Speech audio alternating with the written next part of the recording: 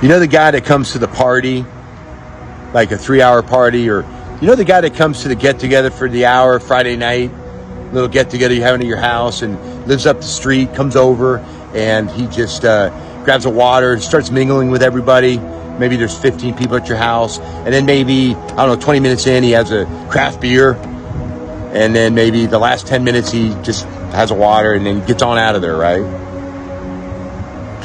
See, you're his number one priority, not alcohol. You are. He came to see you. He happened to have a beer at that middle point. That's called balance. See, the exposure points, when you look at drinking, you want to evaluate it in levels of 3. So if you're going to drink for an hour, that's 3 20-minute periods. If you're going to drink for 6 hours, that's 3 2-hour periods. If you're going to drink if you're going to have a drink at Friday at lunch at Hooters or Chili's, or you're out with the boys or the girls are going to go out and go have some drinks, have some mimosas. Well, if you're an alcoholic, your day's shot. You're going to drink the rest of the day, right? Well, the rest of your day is that first 6-hour window from 6 a.m. to noon. So we got to think differently. You almost think of that as a day. And then your second day, which is your way out, your safety net, is to evaluate and say, you know what? Hey, I drank. I scored some points because we talked about the point system with the Sober Playbook. So the second period of time, I'm not going to drink. I'm going to sacrifice. I'm going to have a good look back period because I sacrificed. Maybe I was a little bit more bored, but the look back period makes up for the boredom because I feel good about it. And I'll have some drinks tonight, right?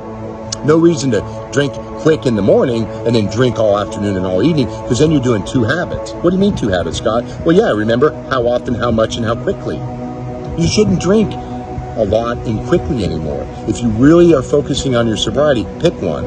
If you want to have a mimosa at lunch, a couple, or have a couple quick drinks after work because you're stressed out, go do it. But then don't drink with your wife or partner or husband that night for a 3-hour movie or a 2-hour movie, because then you're doing both. You're drinking a lot and you're drinking quickly. So remember that rule also.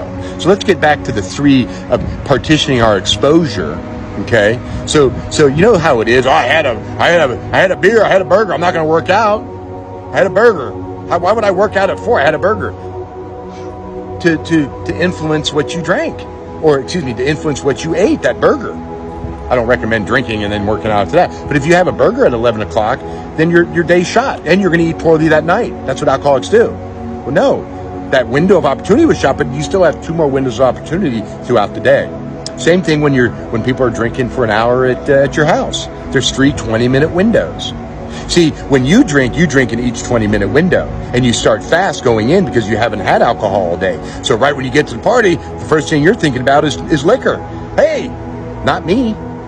Not me. You're not thinking about me. You're thinking about hanging out with me, but you're thinking about liquor. Liquor is your number one priority. To the guy that had the beer 20 minutes in, everybody else is his priority. Beer is his second priority. Probably not even a priority because he doesn't have the habit.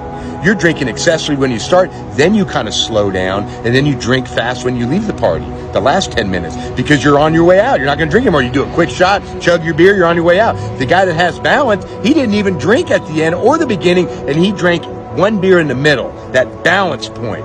That's balance. He's the same guy that's going to Subway and bringing his food home. He doesn't need that exposure. He doesn't have that instant gratification.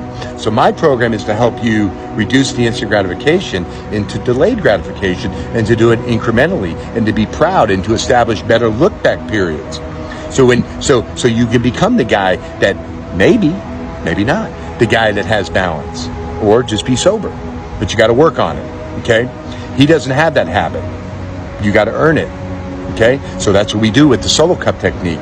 That's what we're doing with conscious spacing of time, and doing the incremental time and distance between our drinks and scoring our points.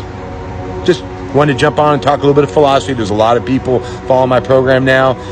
Hey, you know what? Everybody have a great, I was going to say the F word, but I'm not. Have a great weekend. I mean, not trying to be sappy. I just finished up my calls for the day. I'll do a few TikToks tonight. I'll be there for y'all this weekend. I'm going to put a lot of content out there. I'll do some recipes, okay? I'm here for people, even if you can't talk to me on the phone. I'm here for y'all. I know there's a lot of people working hard, putting the effort in. And you're owning it. You're feeling proud about it, feeling resilient. We're getting there. Y'all be good, okay?